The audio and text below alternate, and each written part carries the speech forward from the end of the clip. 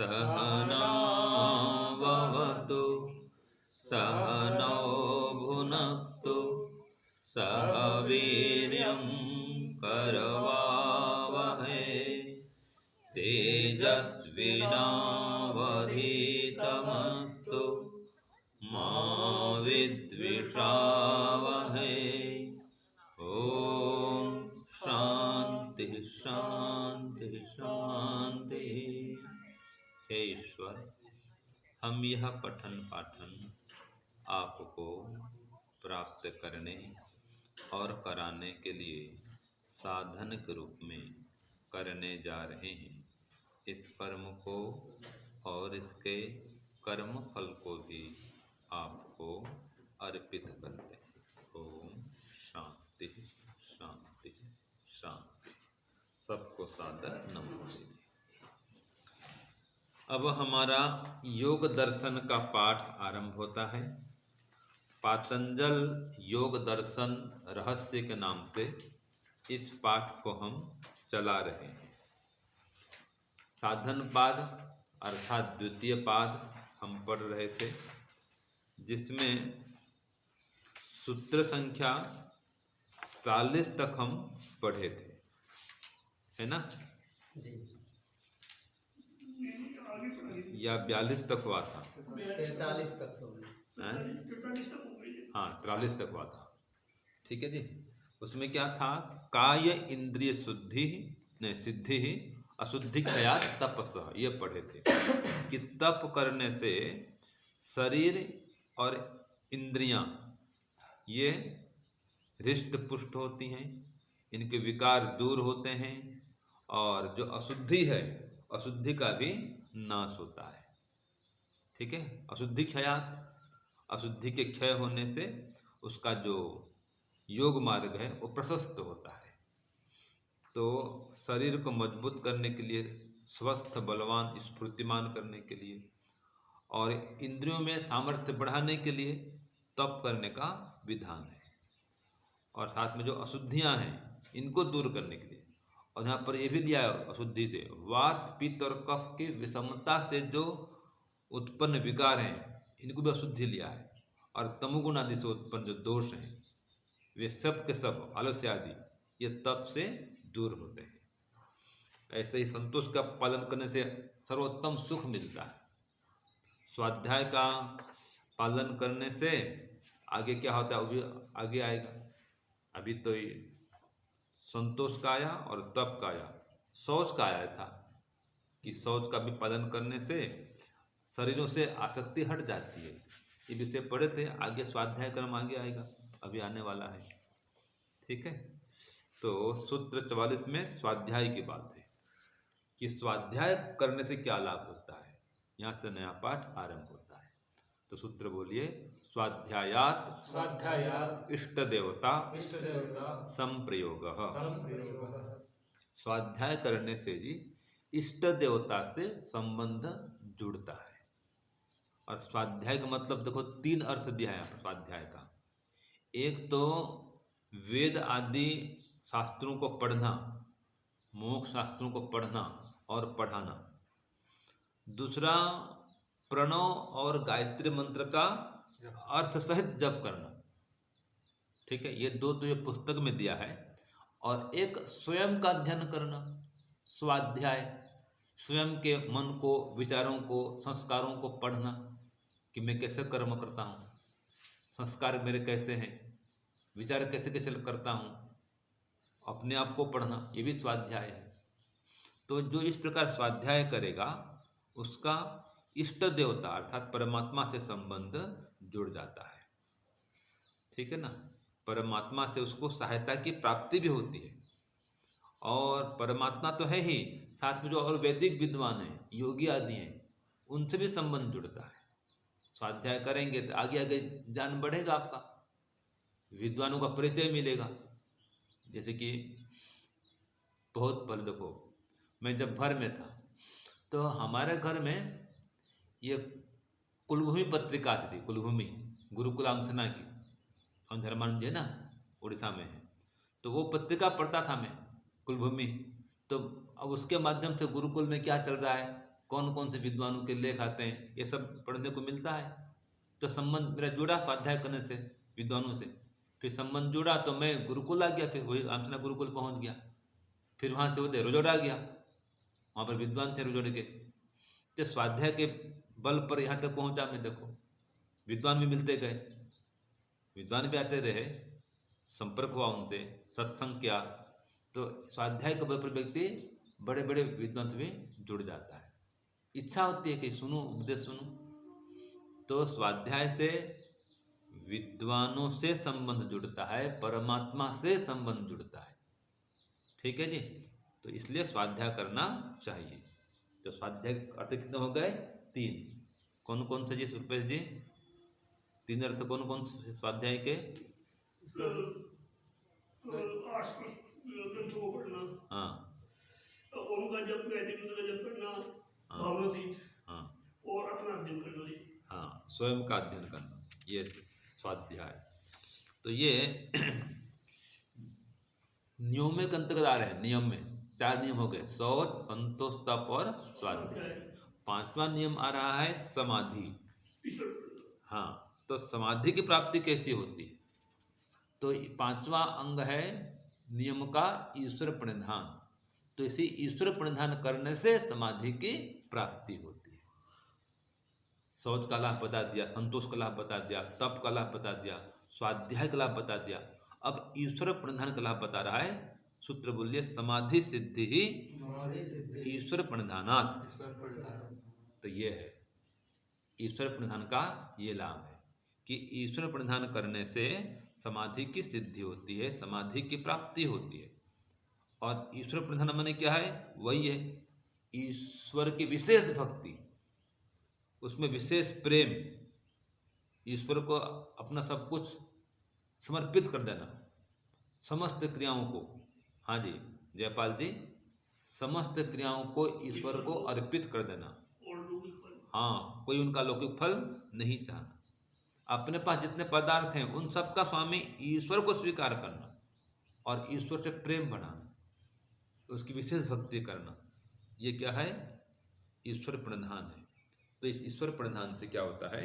ईश्वर विशेष सहायता करता है और समाधि लगवाता है। याद रखना, समाधि लगाना आपके पुरुषार्थ पर है और परमात्मा की कृपा पर है। जब पर्याप्त पुरुषार्थ करेंगे फिर परमात्मा देखेगा, हाँ भाई ये पुरुषार्थ कर रहा है, फिर दया करेगा, वो कृपा करेगा, दया करेगा, तभी समाधि लगाएगा। वो समाधि लगाना उसके हाथ में, याद रखना, अपने हाथ में नहीं है। ठीक है जी। जैसे कि दर्शन देना, अब आप कमरे के अंदर हैं, ठीक है जी, कोई मिलने आया है, अब बाहर निकलना नहीं निकलना आपके हाथ में है ना। वो तो बाहर घूम रहा है, ठीक है जी, पुकार बुला भी रहा है, आप कब निकलोगे आपके ऊपर है। निकलोगे नहीं निकलोगे, या मना कर दोगे, या नहीं आ पाऊंगा जी निषेध कर दोगे, या तुरंत निकलोगे, या 10 मिनट बाद निकलोगे, आपके ऊपर में। ऐसे हम ध्यान कर रहे हैं। अब जब पात्रता हो जाएगी और परमात्मा कृपा करेगा तो अपना स्वरूप दिखाएगा, उसके हाथ में है, आपके हाथ में नहीं है। जब आपको योग्य समझेगा अपना स्वरूप दिखाएगा, समाधि लगाएगा, तो वो होगा ईश्वर प्रणिधान से। आप ईश्वर प्रणिधान करो, परमात्मा को प्रसन्न करो, उसके अनुकूल बनो, वो दर्शन देगा। ये बात है। तो ये ईश्वर प्रणिधान से समाधि की सिद्धि होती है और ईश्वर की अनुभूति भी हो जाती है। यह कहा नियम में। तो 5 यम और 5 नियम, इनकी चर्चा हो गई। अब अष्टांग योग में ये यम और नियम पहले आते हैं। इसके बाद में अगला क्रम आता है जी आसन का। तो आसन किसे कहते हैं? पहले परिभाषा पढ़ते हैं। सूत्र 46 में देखो, स्थिर सुखम आसनम। स्थिर सुखम आसनम। तो आसन किसे कहते हैं? जिस अवस्था में शरीर स्थिर रहे, सुखयुक्त हो और परमात्मा के ध्यान में बैठ सके, उसी अवस्था का नाम आसन है। या जिस अवस्था में आप आसानी से ध्यान लगा सकें वो आसन है। जिस स्थिति में आप परमात्मा का ध्यान लगा सकें, जिस स्थिति में बैठ करके, वो आसन है। तो सार क्या निकला, जिस अवस्था में शरीर स्थिर हो और सुख युक्त हो और परमात्मा के ध्यान के लिए भी उपयुक्त हो, वो क्या है, आसन है। तो सुखपूर्वक बैठना मुख्य बात यह है, स्थिरता पूर्वक बैठना मुख्य बात यह है, वो आसन कहलाएगा। अगर शरीर बार बार हिल रहा है, डुल रहा है, आसन नहीं लगा, वो आसन स्थिर नहीं हुआ, सिद्ध नहीं हुआ। तो आसन माने शरीर की शांत स्थिर अवस्था, सुखमय अवस्था।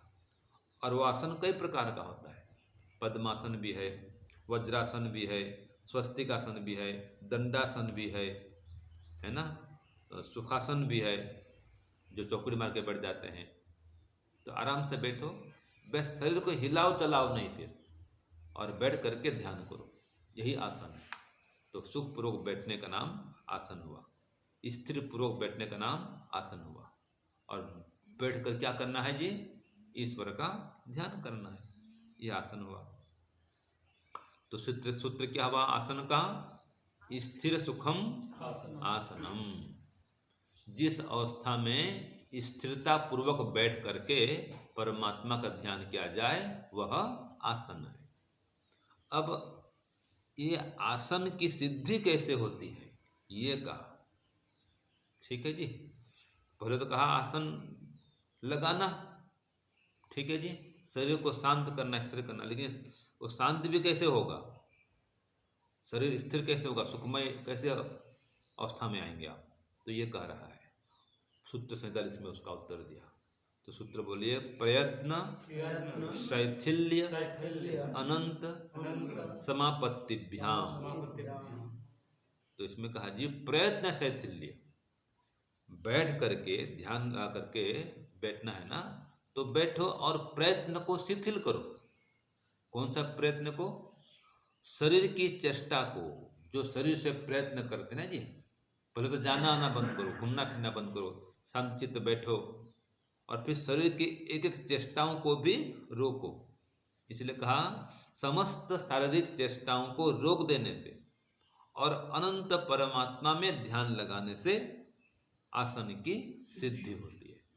यह अनंत समापत्तिभ्याम, अनंत माने अनंत परमात्मा, उसमें समापत्ति करने से माने उस परमात्मा में ध्यान लगाने से, और प्रयत्न को शिथिल करने से। किसके प्रयत्न को जी सूरज जी, शरीर के प्रयत्न को। मन भी आ जाएगा उसमें, मन के ही प्रयत्न रोकना है, मन के विचार भी रोकना है। तो पहले शरीर की बात यहाँ पर आ रही है आसन में, शरीर की चेष्टा रोको और फिर परमात्मा में ध्यान लगाओ, तो आसन की सिद्धि हो जाती है। ये सूत्र 47 में बता दिया गया है। अगर आसन की सिद्धि हो गई तो फिर क्या लाभ होता है, अब सूत्र आगे में बताएगा उसको, कि अगर जिसकी आसन की सिद्धि हो गई तो उसको क्या लाभ होगा। तो उसको ये लाभ होगा कि भूख प्यास सर्दी गर्मी आदि उसको कम से कम सताएंगे, और ध्यान काल में वो आसानी से बैठ पाएगा, लंबे काल तक बैठ पाएगा, ये लाभ होगा। तो इसका सूत्र बोलो जी, जयपाल जी बोलिए, रुपेश जी बोलिए। ततो द्वंद्व अनभिघात, ये है कि उस आसन के सिद्ध हो जाने से, ठीक है, जो द्वंद्व है, द्वंद्व में क्या क्या है सूरज जी, हाँ, भूख प्यास सर्दी गर्मी मान अपमान हानि लाभ, ठीक है, ये सभी जो द्वंद्व हैं ये कम से कम सताते हैं, अनभिघात, आपको बाधित नहीं करते, ठीक है ना। तो आसन की सिद्धि होने से सर्दी गर्मी भूख प्यास आदि द्वंद्व कम से कम सताते हैं और ध्यान लगाने में सुविधा होती है। ये लाभ मिलता है आसन के सिद्ध होने पर। तो ये हो गया यम नियम और आसन। इसके बाद में चौथा क्रम क्या आता है, प्राणायाम, है ना। तो प्राणायाम क्या है, पढ़ते हैं, सूत्र बोलिए। तस्मिन् सति श्वास प्रश्वासयोर गति विच्छेदः प्राणायामः। यहाँ पर परिभाषा है प्राणायाम की कि तस्मिन् सति माने आसन की सिद्धि हो जाने पर, ये तस्मिन सति माने उस आसन की सिद्धि हो जाने पर श्वास प्रश्वास योग हो गति विच्छेद, श्वास और प्रश्वास की गति को विच्छेद कर देना, माने श्वास और प्रश्वास की गति को रोक देना, जितना सामर्थ्य हो उतना देर। तो यथाशक्ति श्वास और प्रश्वास की गति को रोक देना ही प्राणायाम है। तो प्राणायाम मतलब न श्वास आएगा न श्वास जाएगा। और मोटे अर्थ में कहें, हाँ जी, छोटे से अर्थ में श्वास प्रश्वास को रोक देना ही प्राणायाम है। एकदम सरल प्राणायाम क्या है जी? श्वास प्रश्वास को रोक देना ही प्राणायाम है। अगर बाहर निकाल करके रोकते हैं तो बाह्य प्राणायाम बन जाएगा, अंदर भर करके रोकते हैं वो आभ्यंतर प्राणायाम बन जाएगा, और जहाँ का तहाँ रोक देते हैं वो स्तंभ वृत्ति प्राणायाम बन जाएगा। और अगर श्वास बाहर आ रहा है तो बाहर मत निकालो, अंदर जा रहा है तो अंदर मत भरो, उससे उल्टा काम करो, उल्टी क्रिया करके उसको रोको। ये बाह्याभ्यंतर विषयक्षेपी चौथा प्राणायाम बन जाता है। तो इसी को आगे बता रहा है सूत्र में प्राणायाम के विषय में कि ये कितने प्रकार का प्राणायाम होता है। तो पहले 3 प्रकार का प्राणायाम बता रहा है, ठीक है जी। तो बोलो, उसके बाद में चौथा भी आएगा। पहले 3 प्रकार का प्राणायाम क्या है पढ़ते हैं और इसके विषय में कुछ जानकारी बढ़ाते हैं प्राणायाम के विषय में। तो उसके प्राणायाम के प्रकार आगे बताया जाता है और उसके संबंध में कुछ विवेचन भी किया जाता है सूत्र 50 में। तो सूत्र बोलिए, बाह्य आभ्यंतर स्तंभ वृत्ति देश काल संख्याभि परिदृष्टो दीर्घ सूक्ष्म। इसका अर्थ क्या हुआ कि बाह्य आभ्यंतर वृत्ति, बाह्य वृत्ति और आभ्यंतर वृत्ति, अथवा बाह्य और आभ्यंतर, फिर तीसरा स्तंभ वृत्ति। तो बाह्य वृत्ति, आभ्यंतर वृत्ति और स्तंभ वृत्ति, ये 3 प्राणायाम आरंभिक हैं। आरंभ में ये 3 प्राणों का नाम है, प्राणायामों का नाम है, जो कि देश काल और संख्या के द्वारा जाने गए लंबे और हल्के हो जाते हैं। ये तीनों प्राणायाम, इनका देश देखो, देश माने स्थान, कितना तक श्वास बाहर निकलता है, कितना सामर्थ्य है, बाहर निकाल सकते हैं, कितने समय तक रोक सकते हैं, और संख्या कितनी गिनती, जैसे कि श्वास को बाहर निकाल के गायत्री मंत्र जप करो 5 बार 10 बार, संख्या भी पता चलेगा, सामर्थ्य पता चलेगा आपका। तो कितनी देर रोक सकते हैं, कितने दूर तक श्वास को बाहर निकाल सकते हैं, कितना देर, कितना समय, और कितना लंबा, कितना हल्का, ये सब परीक्षण करो। तो इस प्रकार से परीक्षण क्या हुआ, जो प्राणायाम है वो मजबूत होता है, ठीक है जी। संख्या और समय और काल के द्वारा परीक्षित जो प्राणायाम है दीर्घ और सूक्ष्म माने कि लंबा और हल्का हो जाता है। तो सूत्र का अर्थ क्या होगा, बाह्य वृत्ति, आभ्यंतर वृत्ति और स्तंभ वृत्ति प्राणायाम देश काल और संख्या के द्वारा जाना हुआ लंबा और हल्का हो जाता है। हाँ जी, कैसा होता है, लंबा और हल्का हो जाता है। कब, जब वो प्राणायाम देश काल और संख्या के द्वारा परीक्षित हो, देश काल और संख्या के द्वारा वो प्रमाणित हो, जाना गया हो। तो ऐसा जो बाह्य वृत्ति प्राणायाम हो, चाहे आभ्यंतर वृत्ति प्राणायाम हो, चाहे स्तंभ वृत्ति प्राणायाम हो, वह सूक्ष्म और हल्का हो जाता है, लंबा और हल्का हो जाता है, ठीक है ना। तो अब ये जो बात चल रही है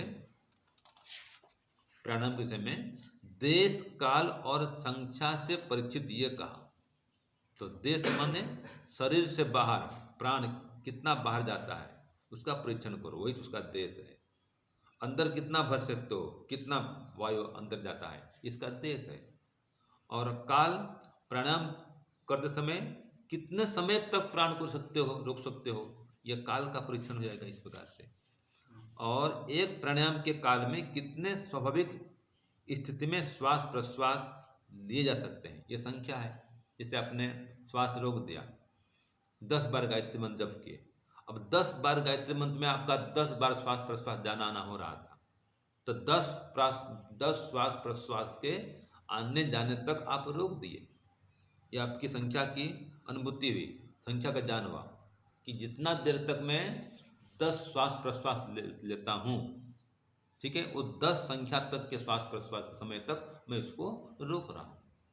उसमें 10 बार गायत्री मंत्र जप हो गया, तो समझ गए कि मैं 10 बार या 10 सेकेंड या 20 सेकेंड या 1 मिनट, जितना सामर्थ्य इसका है उतना देर जप करता है, उतनी संख्या भी जप करता है और उतनी सीमा तक वो रोक सकता है।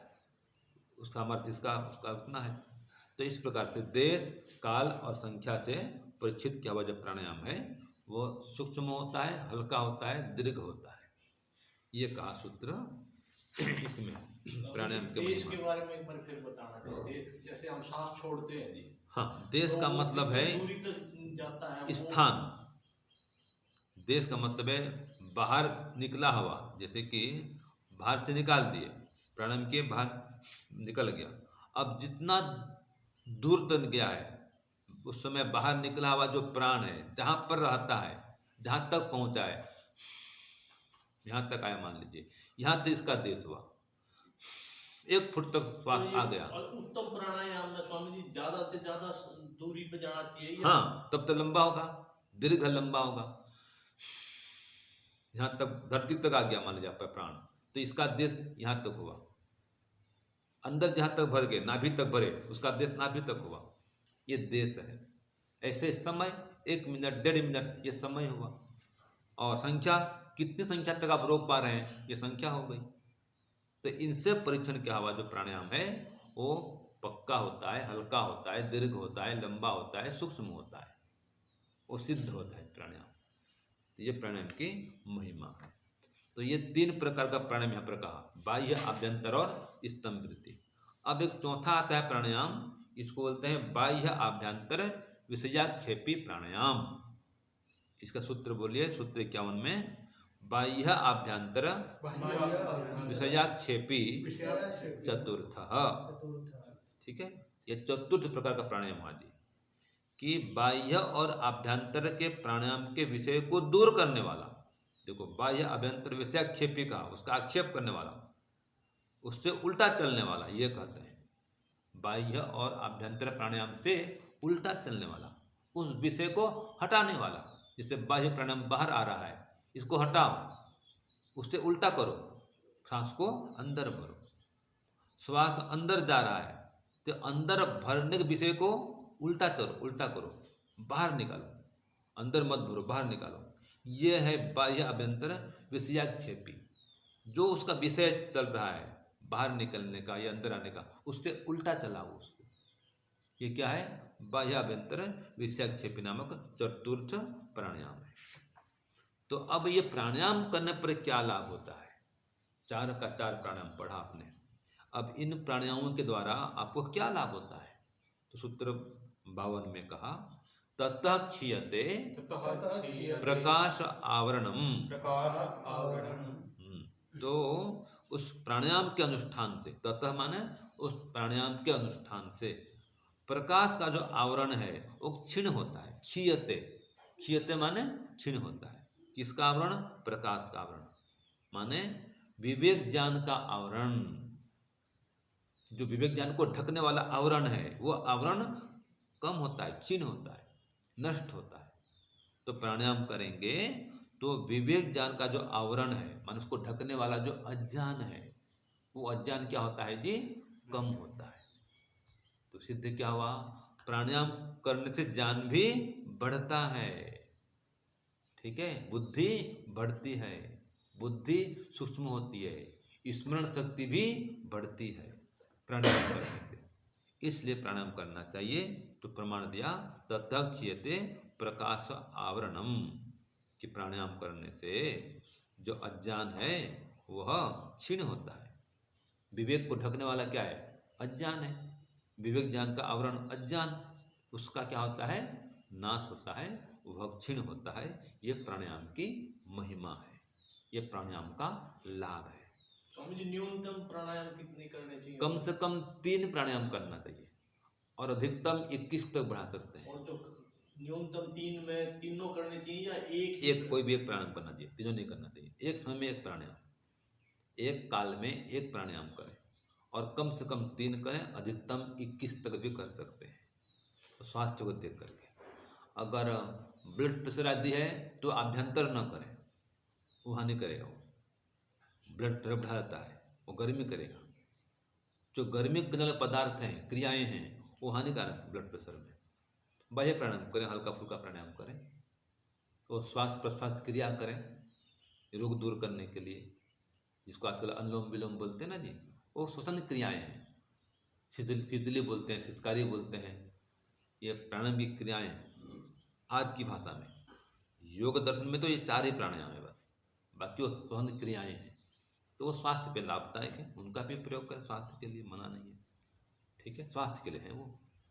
तो ये प्रकाश के आवरण को जो ढकने वाला होता है अज्ञान, उसका नाश होता है प्राणायाम करने से, ये हमने जाना।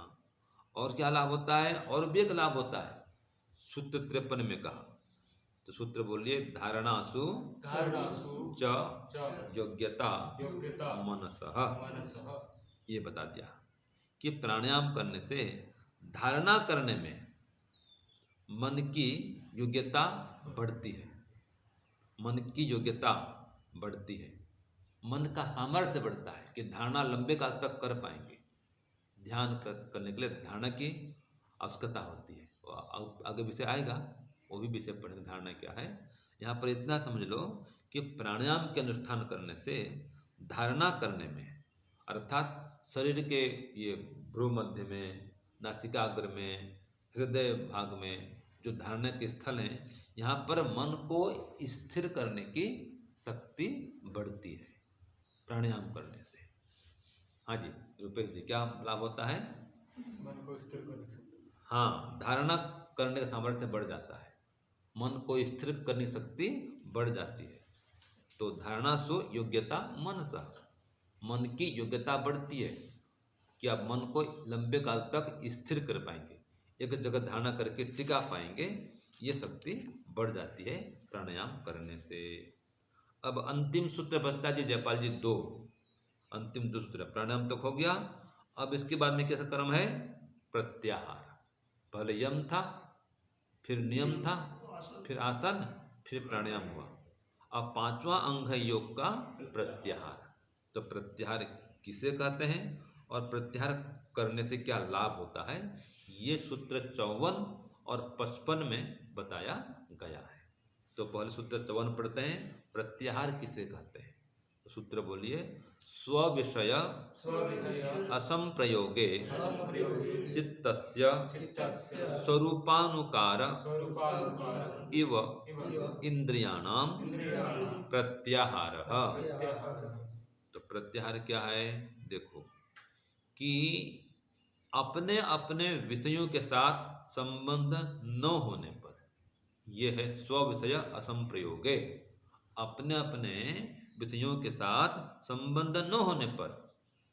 फिर आगे कहा, रुके हुए चित्त के स्वरूप के तुल्य, जिसको सूत्र में कहा है चित्तस्य स्वरूप अनुकार इव। तो रुके हुए चित्त के स्वरूप के तुल्य इंद्रिया नाम, अर्थात इंद्रियों का रुक जाना, यही क्या है? प्रत्याहार है। तो मन रुक गया तो इंद्रियां भी रुक गई, ये प्रत्याहार है। प्रत्याहार क्या है? मन के रुकने से इंद्रियों का भी रुक जाना, यही प्रत्याहार है। अर्थात जो इंद्रियां हैं वो अपने अपने विषयों से संबंधित नहीं होती। फिर चित्त रुका हुआ है ना, वो चित्त का अनुकरण करती है। मन शांत तो इंद्रियां भी शांत, यही क्या है? प्रत्याहार है। तो सूत्रार्थ क्या हुआ? इंद्रियों का अपने विषयों के साथ संबंध न होने पर चित्त के अनुसार हो जाना प्रत्याहार है। तो चित्त कैसा? रुका हुआ जो चित्त है, मन जो स्थिर हो गया है, ऐसे।